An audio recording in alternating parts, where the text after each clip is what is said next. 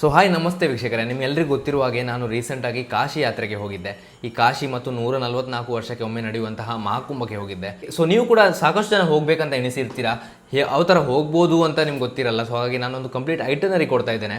So ಫಸ್ಟಿಗೆ ನೀವು ಇಲ್ಲಿಂದ ಕಾಶಿ ಹೋಗೋದಂತಾದರೆ ಫ್ಲೈಟ್ ಮುಖಾಂತರ ಹೋಗ್ಬೋದು, ಟ್ರೈನ್ ಮುಖಾಂತರ ಹೋಗ್ಬೋದು, ಬಸ್ ಮುಖಾಂತರ ಹೋಗ್ಬೋದು. ನಾನು ಹೇಳೋದಂತಾದರೆ ಟ್ರೈನ್ ಮುಖಾಂತರ ಹೋಗಿ, ಯಾಕಂದರೆ ಸ್ವಲ್ಪ ಅಫೋರ್ಡೆಬಲ್ ಆಗುತ್ತೆ. ಫ್ಲೈಟ್ ಅಂತ ಆದರೆ ಈಗ 45,000 ಮೇಲೇನಿದೆ. ಸೊ ಅದಾದಮೇಲೆ ನೀವು ಕಾಶಿ ರೀಚ್ ಆಗಿ ನೀವು ಎಲ್ಲಿ ಸ್ಟೇ ಆಗ್ಬೋದು ಅಂತ ಹೇಳಿದರೆ, ಇಲ್ಲೊಂದು ಶಿವಾಲಯ ಅಂತ ಒಂದು ಜಾಗ ಇದೆ, ಅಲ್ಲಿ ನಾವು ಸ್ಟೇ ಆಗಿದ್ದಂತಹ ಜಾಗ ಕೂಡ ಹೌದು. ಸೊ ಹಾಗಾಗಿ ನಂಬರ್ ಕೂಡ ನಾನು ಹಾಕಿರ್ತೇನೆ. ನಿಮ್ಗೇನಾದರೂ ಡೀಟೇಲ್ಸ್ ಬೇಕಂತಾದರೆ ಕಮೆಂಟ್ ಸೆಕ್ಷನಲ್ಲಿ ಹೇಳಿ.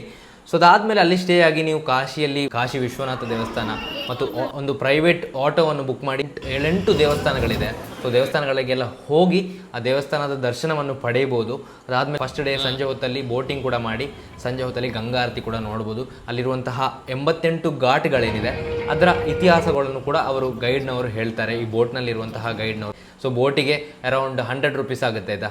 ಸೊ ಅದಾದಮೇಲೆ ನೀವು ನೆಕ್ಸ್ಟ್ ಡೇ ಕಾಶಿ ವಿಶ್ವನಾಥ ದೇವಸ್ಥಾನಕ್ಕೆ ಹೋಗ್ಬೋದು. ಅದು ಕೂಡ ನೀವು ಘಾಟ್ ಸೈಡಿಂದ ಹೋದರೆ ಅಥವಾ ಈ ಬೋಟಿಂಗ್ ಸೈಡಿಂದ ಹೋದರೆ ಸ್ವಲ್ಪ ಬೇಗನೆ ಆಗುತ್ತೆ. ಇದೊಂದು ಸಣ್ಣ ಟ್ರಿಕ್, ಈ ವಿಡಿಯೋದಲ್ಲಿ ಸಣ್ಣ ಒಂದು ಟ್ರಿಕ್ ಹೇಳ್ತಾ ಇದ್ದೇನೆ. ಸೊ ನೀವು ಹಿಂದೆ ಸೈಡಿಂದ ಹೋದರೆ ಬೇಗನೆ ಆಗುತ್ತೆ. ಅದುವೇ ನೀವು ಈ ಫ್ರಂಟ್ ಸೈಡಿಂದ ಹೋದರೆ ನಿಮಗೆ 5 to 6 ಕಿಲೋಮೀಟರ್ ನಡಿಬೇಕಾಗುತ್ತೆ. ಮುಂದೆ ಸೈಡಿಂದ ಹೋಗಬೇಡಿ, ಹಿಂದೆ ಸೈಡಿಂದ ಹೋಗಿ ಅಂತ ಹೇಳ್ತಾ, ಇದಾದಮೇಲೆ ನಾವು ಪ್ರಯಾಗ್ರಾಜ್ ಹೋಗಿದ್ವಿ.